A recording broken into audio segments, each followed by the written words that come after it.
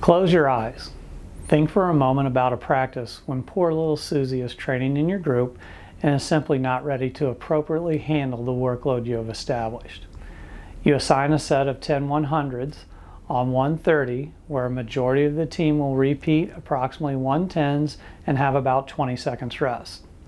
Now Susie is tough and determined and she can make a 130 interval, but in doing so while repeating in the low 120s and getting 5 to 10 seconds rest. A simple repeat interval set that fits everyone, doesn't it? But does it really? Let's take a closer look at some of the numbers. In the scenario just described, most coaches will simply create another interval in a different lane. Maybe Susie and a few of her teammates will have a 135 or even 140 cycle. Unfortunately, due to lane space and varying talent levels, not all programs and coaches will have the flexibility to create all the space and intervals that are needed. So, does the muscle cell really know the difference between 20 seconds rest and 5 seconds of rest? What about 5-10 seconds rest versus 45 seconds or recovery time?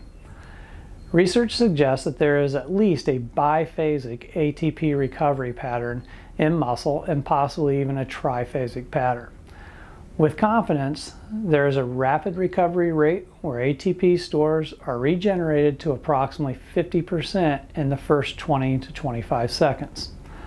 This is primarily through a combination of relatively instantaneous phosphogene system and through glycolysis and with some aerobic respiration.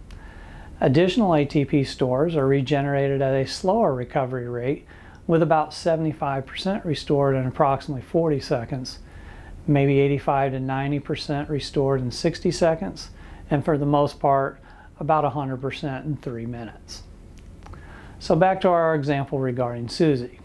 Because of the timeline in our scenario, her recovery of ATP is insufficient relative to her faster teammates. What options does she have in this set? They're not very favorable. The bottom line is she's going to have to A, slow down, or B, fail in the set that you design. For sure, she is not training her muscles in the same manner that the faster swimmers are.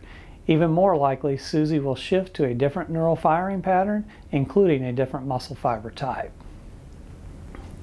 One way I've used to address swimmers like Susie is simply to provide the swimmers with specific rest intervals rather than repeat intervals. If we were to provide the set as 10 times 100 on 10 seconds rest, in theory, all swimmers will be training in the same manner. One negative of a rest interval set is that you run the risk of swimmers slacking off and repeating times slower than they should be. It does require that you, as the coach, instill into your program an environment where the individual is personally responsible for their training and you, as the coach, need to stay engaged in their training. One positive of the rest interval set is that you can eliminate a potentially negative training environment. Rather than Susie feeling like she is slow and doesn't belong, she is now being held to the same training responsibility as the fastest swimmers in the pool. Susie and all swimmers are engaged and training within the set as you desire. Do you have a Susie or two in your practice? I encourage you to consider providing a rest interval on some training sets or even entire days in place of our standard repeat intervals.